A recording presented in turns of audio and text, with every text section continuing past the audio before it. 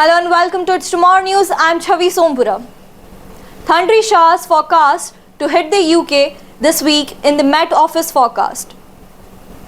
Parts of the UK are set to be hit by rain showers this week after the driest spring so far in more than 50 years. Western areas of England and parts of Northern Ireland, Scotland and Wales were warmer than Ibiza over the weekend. And the Environment Agency warned there is a risk of drought this summer without sustained rainfall.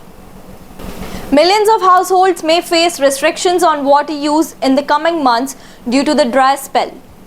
As of Friday, 80.6 millimeters of rain had been recorded in the UK this spring, nearly 20 millimeters less than the record low for the full season of 100.7 millimeters set in 1852.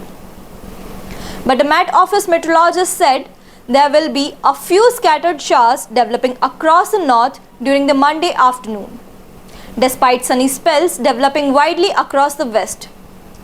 One or two of these showers could be heavy or potentially thundery, the Met Office said. There is an increasing chance of showers from Tuesday onwards in southern part of England, he added. The meteorologist said the weather across the UK this season has been remarkably dry up until now. It's been a remarkably dry start to spring and also a remarkably dry start to May. The final week of May, the half-term week, is looking increasingly changeable with areas of cloud and rain arriving from the west.